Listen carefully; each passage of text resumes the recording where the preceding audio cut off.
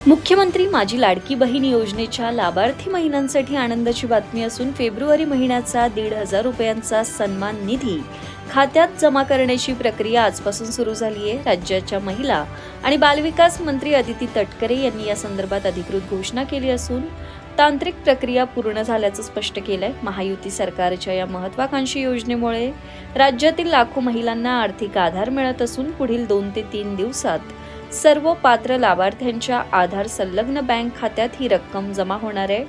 Bank खाते आधारशी link असलेल्या महिलांनी आपला मोबाईल संदेश तपासावा असं आवाहन प्रशासनाकडून करण्यात आलंय। राज्यातील गरीब आणि गरजू कुटुंबांना हक्काचं घर देण्यासाठी महायुती सरकारने ऐतिहासिक निर्णय घेतला असून 1 जानेवारी 2011 पर्यंत सरकारी जमिनीवर झालेली अतिक्रमणे आता नियमानुकूल केली जाणार आहेत। मुख्यमंत्री देवेंद्र फडणवीस यांच्या सूचनेनुसार महसूल विभागाने या संदर्भातील शासन निर्णय जारी केलाय। या निर्णयामुळे अनेक वर्षांपासून शासकीय जमिनीवर राहणाऱ्या हजारो कुटुंबांना त्यांच्या घराचा अधिकृत मालकी हक्क मिळण्याचा मार्ग मोकळा झाला असून पात्र लाभार्थ्यांना 31 डिसेंबरपर्यंत अर्ज सादर करण्याचं आवाहन करण्यात आलंय। महसूल मंत्री चंद्रशेखर बावनकुळे यांनी विधानसभेत या निर्णयाची माहिती देताना सांगितलं की पुलगावमधील 4,500 कुटुंबांसह राज्यातील सर्व नगरपालिका, महानगरपालिका आणि ग्रामीण भागातील पात्र रहिवाशांना प्रॉपर्टी कार्ड आणि सनद दिली जाईल। यासाठी विशेष समित्या नेमून जुन्या नोंदी दुरुस्त केल्या जाणार आहेत। घरांच्या नियमितीकरणामुळे सर्वसामान्यांच्या डोक्यावर कायमस्वरूपी हक्काचं छप्पर मिळणार असून यामुळे राज्यातील गृहनिर्माण क्षेत्रातील प्रलंबित प्रश्न मार्गी लागणार आहेत।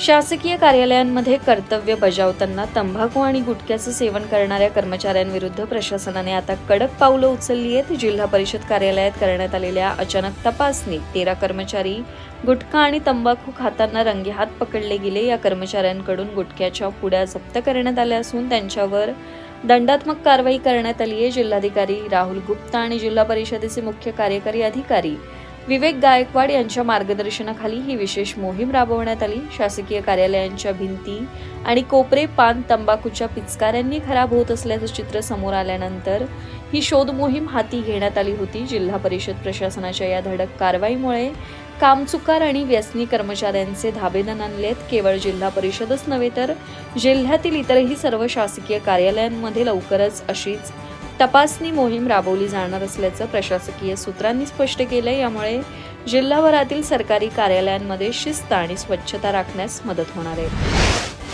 केंद्र सरकारने व्यावसायिक LPG सिलेंडरच्या वाटपात मोठी वाढ केली असून आता हा कोटा 50% 70% नेण्याचा निर्णय 27 मार्च रोजी घेतला। पश्चिम आशियातील युद्धजन्य परिस्थितीमुळे कच्च्या तेलाच्या पुरवठ्यावर परिणाम झाला असताना उद्योगांना पाठबळ देण्यासाठी हे पाऊल उचललंय। या निर्णयाअंतर्गत स्टील, ऑटोमोबाईल, टेक्सटाईल आणि केमिकल अशा प्रक्रिया उद्योगांना पुरवठ्यात प्राधान्य दिले जाणार आहे। विशेषतः ज्या उद्योगांमध्ये केवळ LPGचाच वापर होतो त्यांना अधिक लाभ मिळेल। या वाढीव 20% कोट्याचा लाभ घेण्यासाठी व्यावसायिक ग्राहकांना तेल कंपन्यांकडे नोंदणी करणं आणि PNG कनेक्शनसाठी अर्ज करणं अनिवार्य करण्यात आलंय। यापूर्वी हॉटेल आणि रेस्टॉरंटना प्राधान्य देण्यात आलं होतं, मात्र आता मोठ्या औद्योगिक क्षेत्रातील अडथळे दूर करण्यावर सरकारचा भर आहे। या निर्णयामुळे राज्यातील औद्योगिक हालचालींना पुन्हा वेग मिळण्याची शक्यता वर्तवली जाते। कर्नाटक सरकारने लोकशाही प्रक्रियेत पारदर्शकता आणण्याच्या उद्देशाने स्थानिक स्वराज्य संस्थांच्या निवडणुकांमध्ये EVM ऐवजी पुन्हा मतपत्रिका वापरण्याचा ऐतिहासिक निर्णय घेतलाय। मुख्यमंत्री सिद्धरामय्या यांच्या नेतृत्वाखालील सरकारने विधानसभा आणि विधान परिषदेत कर्नाटक ग्राम स्वराज आणि पंचायत राज विधेयक 2026 मंजूर केले। ग्रामीण विकास मंत्री प्रियांक खरगे यांनी EVM वरील वाढत्या अविश्वासामुळे आणि तांत्रिक त्रुटींच्या शक्यतेमुळे हा बदल केल्याचं स्पष्ट केलं। त्यांनी अमेरिका, ब्रिटन आणि जपान सारख्या विकसित देशांचं उदाहरण देत मतपत्रिकेचं समर्थन केलं। विरोधी पक्ष भाजपने या निर्णयाचा कडाडून विरोध केला असून काँग्रेस राज्याला पुन्हा पाषाण युगात नेण्याचा प्रयत्न करत असल्याचा आरोप केला।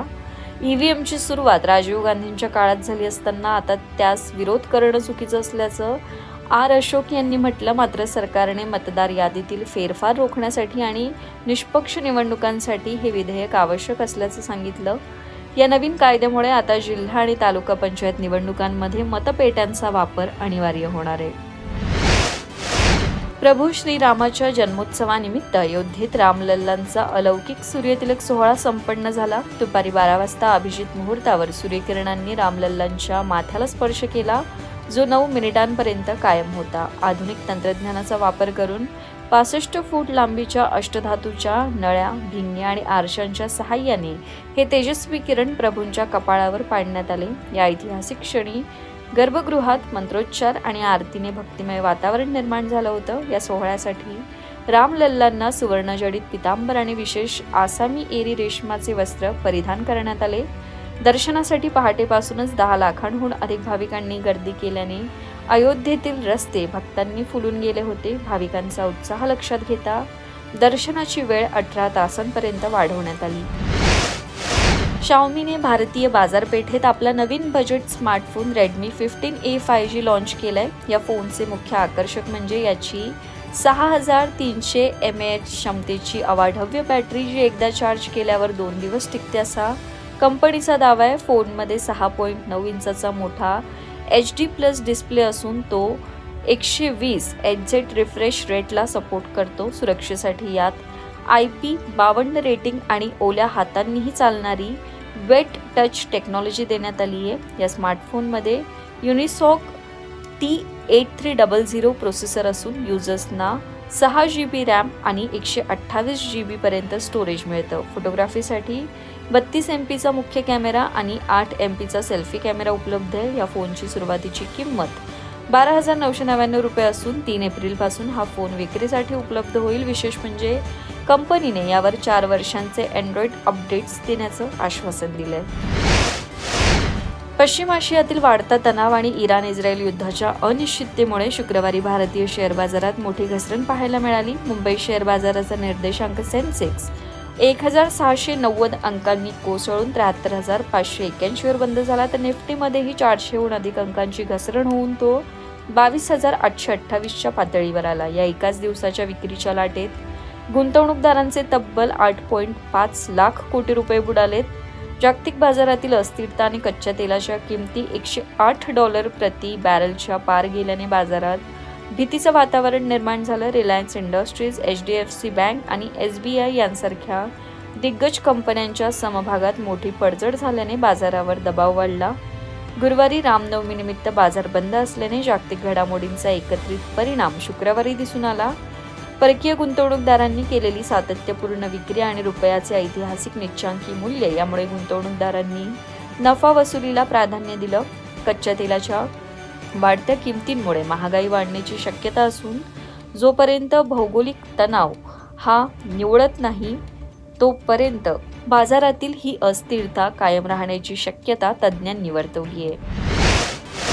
दाक्षिणात्य सुपरस्टार रामचरणच्या आगामी पेड्डी चित्रपटामुळे सध्या सिनेसृष्टीत मोठी उत्सुकता निर्माण झाली आहे. अभिनेत्याच्या वाढदिवसानिमित्त निर्मात्यांनी पेड्डी पैलवान हे विशेष कंटेंट रिलीज केले असून यात रामचरणचा क्रिकेटपटू ते कुस्तीगीर असा थक्क करणारा बदल पाहायला मिळतोय. रामचरणची पिळदार शरीरयष्टी आणि आखाड्यातील त्याचा रांगडा अंदाज पाहून चाहते थक्क झालेत. RRR नंतरचा हा त्याचा सर्वात मोठा शारीरिक बदल मानला जात असून यातील पार्श्वसंगीत चित्रपटाची भव्यता अधिकच वाढवते. बुजीबाबू सनाई यांच्या दिग्दर्शनाखाली बनत असलेल्या या चित्रपटात जान्हवी कपूर आणि जगपती बाबू यांच्याही महत्त्वाच्या भूमिका आहेत. AR रहमान यांनी संगीतबद्ध केलेली चिकिरी चिकिरी आणि राय राय रारा ही गाणी आधीच सुपरहिट ठरली आहेत. कुस्ती या खेळाची पाळेमुळे संस्कृतीशी जोडलेली असल्याने हा चित्रपट प्रेक्षकांना भावेल असा विश्वास निर्मात्यांनी. 30 एप्रिल 2026 रोजी हा बिग बजेट चित्रपट प्रदर्शित होणार असून रामचरणचा हा नवीन अवतार बॉक्स ऑफिसवर धमाका करण्यासाठी सज्ज झालाय. आपल्या आलिशान जीवनशैलीमुळे चर्चेत असणाऱ्या हार्दिक पांड्याने माणुसकीचं दर्शन घडवलंय. T20 विश्वचषक 2026च्या तयारी दरम्यान वानखेडे स्टेडियमवर रात्री उशिरापर्यंत सराव करताना ग्राउंड स्टाफने त्याला मोलाची साथ दिली होती. त्यावेळी दिलेल्या वचनानुसार हार्दिकने आता सराव सत्रात परतल्यावर 11 कर्मचाऱ्यांना प्रत्येकी 10,000 रुपयांचे धनादेश देऊन त्यांचा सन्मान केला. केवळ आर्थिक मदतच नाही तर त्यांच्यासोबत फोटो काढून हार्दिकने त्यांचे आभार मानले. सोशल मीडियावर हार्दिकच्या या कृतीचं जोरदार कौतुक होत असून त्याने टीकाकारांची बोलती बंद केली आहे.